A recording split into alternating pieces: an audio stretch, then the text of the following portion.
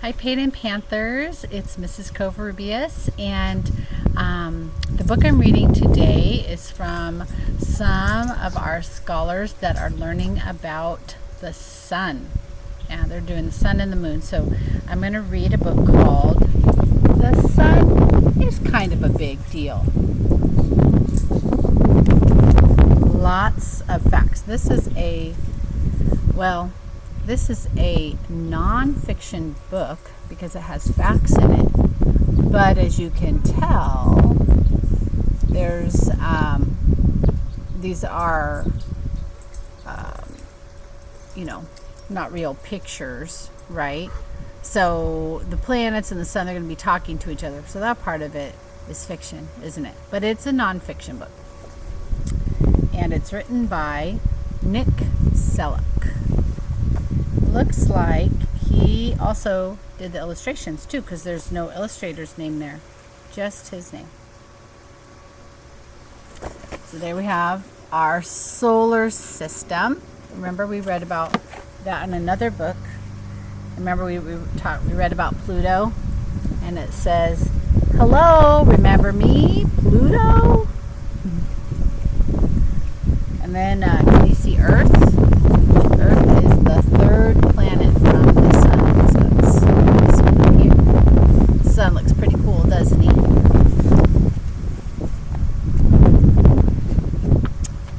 Alright, there's our title page. Alright, here we go. All of the planets and the sun live together in the solar system like a big family. The sun is our solar system's very own star. Seriously, the sun is an actual star. It's the only star in our solar system, and it sits right in the center, holding everything together. So we see the sun and Mercury, Venus, Earth, Mars, and Jupiter. Jupiter says, "Can I have your autograph? It's for my moon, Callisto." Because Jupiter has a moon too. And then we see Saturn and Uranus and Neptune. So what's in the solar system besides the sun and the planets? There's dwarf planets. Remember, we learned about that. Asteroids, meteors, comets, and aliens? Okay, maybe not, but we're always looking for them, aren't we? Oh, hey, guess what? So a little note here.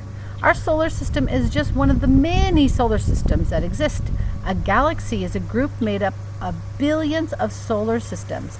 Our galaxy is called the Milky Way.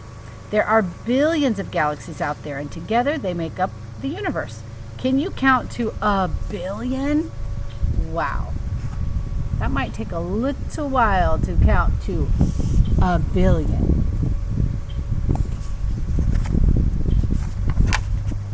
The sun is the biggest thing in our solar system. It's even bigger than the Earth. Way bigger.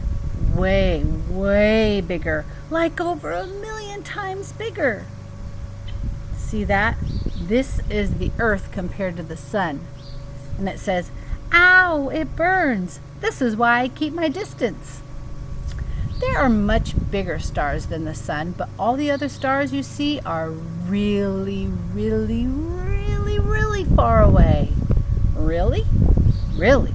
The other stars are in totally different solar systems, and they have their own planets. Wow, that's really amazing if you think about it. We think the Earth is big. Whew, nothing compared to our universe. Earth is the third planet away from the sun. Remember Earth? It's that little planet where you and everyone you know lives. And Mercury says, "I'm the baby." Venus says, "I'm the hottest planet."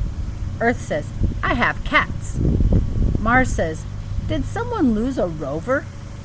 Jupiter says, "I'm gassy." Saturn says, "Hula hoop champion." Uranus says, "I spin sideways." Neptune says, "It's cold out here." And there's Pluto. "I'm still here, guys." Pluto used to be a planet, but scientists decided it didn't quite fit the definition. Now it is called a dwarf planet. Sorry, Pluto.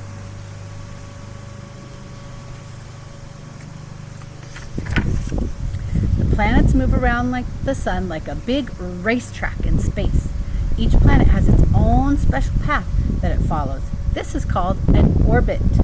Some planets are faster than others, but each one stays in its lane. I really feel like I have to go farther than you guys, because he's the farthest one out. There's the sun blowing a whistle in the middle of the racetrack. It takes a whole year for Earth to go all the way around the sun. Do you know how many times you have been around the sun? Hint, how old are you? And there's the Earth. And in January, we say, Happy New Year. So, what does the moon do all year long? While Earth is going around the sun, the moon is spinning around the Earth. The moon goes around the Earth 12 or 13 times in 1 year. That's about once a month. Depending on where the moon is in its cycle, we might only see part of it. The rest of the moon is in shadow. When we see the whole thing, it's called a full moon. So here we have the Earth, and then sometimes we see the moon and we can only see half of it, and the other half is shaded. Sometimes we see a full moon, or I think that's called a new moon. Yeah, new moon is when we can't see it at all. Yeah, but that's because the moon is going around the Earth, and it depends on where the sun is at. The sun never stops working. It does a ton of important jobs for Earth. In fact, we wouldn't be around without the sun. Are you sure you need all of this from me, said the sun. And Earth says, yes, every second of every day, please and thank you. Why is Earth so important? 2 words, plants and animals. That's 3 words, plants and animals. He's right. Still waiting on that autograph. What's this line for?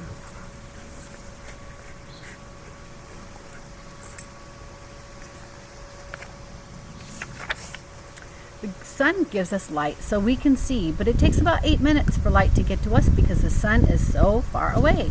It's worth the wait.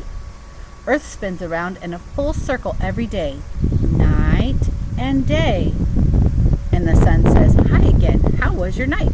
That's why when it's nighttime for you, it's daytime on the other side of the world. Oh hey, guess what? As one side of the Earth spins away from the sun, it looks like the sun is setting there, and it becomes night.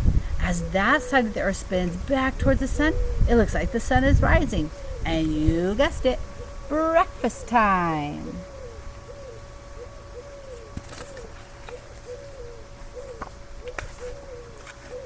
The sun is always there, even when you can't see it. Sometimes it looks dark outside during the day because the sun is behind the clouds, but it's still there. Hey, move it, clouds. I was making shadow puppets. And the sun there.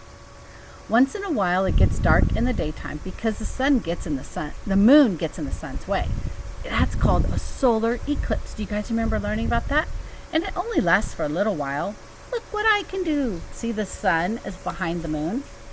Yes, we're very impressed. Now keep moving, said the sun. The sun probably does not like to be blocked out.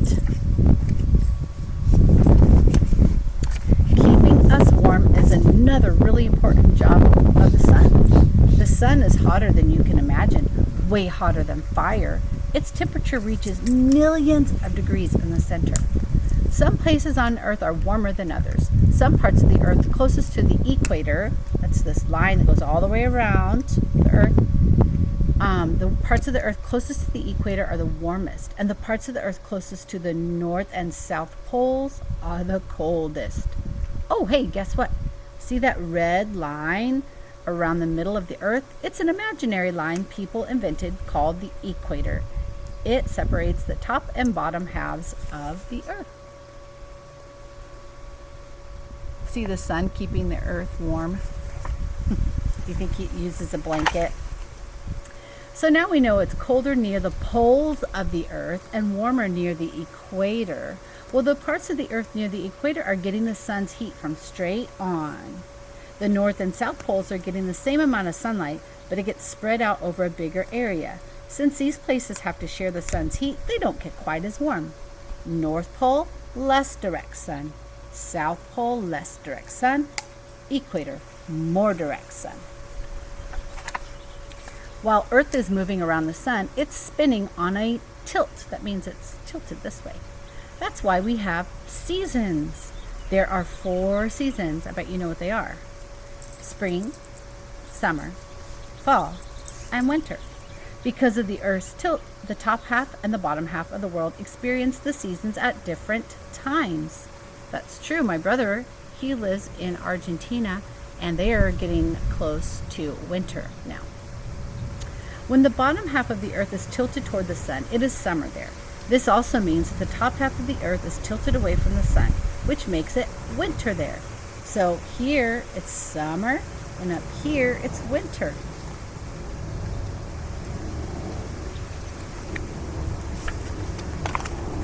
The sun's work isn't done yet. Every day the sun also has an important job in the water cycle. This is called condensation and precipitation. That means rain. And then evaporation means it's going back up in the sky. What happens during the water cycle? Heat from the sun causes the water to mix with air, turning it into vapor. It's called evaporation. Then the vapor gathers together to make a what? A cloud. That's called condensation. And then the water comes back down as rain or snow. That's called precipitation. And the cloud says, uh-oh, I'm leaking. We're back, woohoo!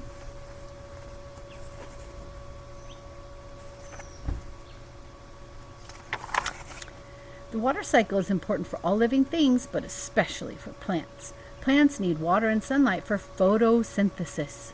That's a big word, but it's also a big job. What can I do for you today? A little photosynthesis, please. I totally love dirt. Dirt is awesome.